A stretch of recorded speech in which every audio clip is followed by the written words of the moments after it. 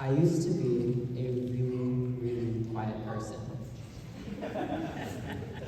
Throughout elementary and middle school, I kept my nose down, did my best to stay out of trouble, and stayed pretty quiet in class. However, in high school, I quickly realized that silence isn't how the world works. Last year, I won a speech competition in Marquette with a speech I wrote as an AP Lang assignment, and had the opportunity to give that same speech at Ford's Theater in Washington, D.C. As part of that trip, I, alongside Miss Stat and C.C. Butler, got to meet with staff from U.S. Senator Debbie Stabenow's office and with our U.S. Representative Jack Bergen. CC and I were able to speak up and directly advocate for issues that we cared about to a government official. And while I don't expect you to go out and hunt down senators and representatives, there are plenty of ways that I expect you to get involved and make your opinions heard.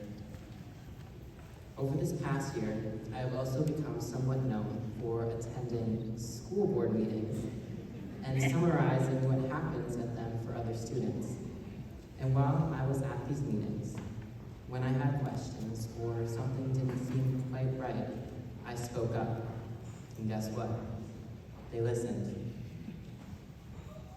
I raised concerns about the board voting on a GPA policy change without student input, and they tabled the resolution for a month and reevaluated. I think many of us often forget that these different people are elected officials and representatives of us. It's quite literally their job to listen to what we have to say. So don't be complacent. Don't just accept things the way that they are. If there's something that bothers you, speak up about it. I don't care if you go to a Congress member's office, or a board meeting at your college or trade school, or just speaking up for what you believe in with your family. Advocate for yourselves.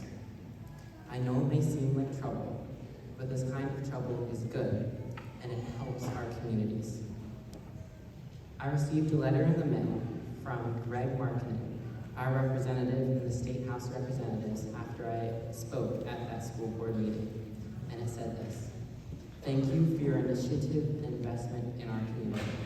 As a public servant and former educator, I understand the widespread impact and value of your time and hard work. Thank you for your exemplary leadership and dedication to our community. Sincerely, Greg Markinen, State Representative, 110th District."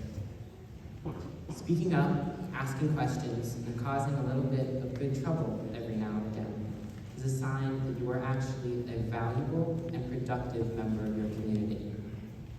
That being said, I would like to thank the great social studies teachers at Houghton, Ms. Welch, Mr. Mayer, Mrs. Carbico, and Mrs. Bradfish, that teach us to question things and think critically, alongside Ms. Stat, who promotes the same ideas in her AP Lang class.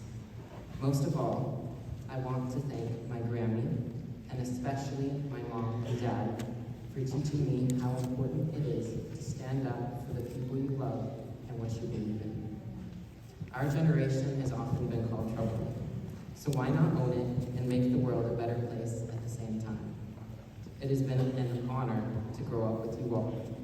So class of 2024, and everyone else, remember, wherever you end up, go out, ask questions, and cause just a little bit of good trouble.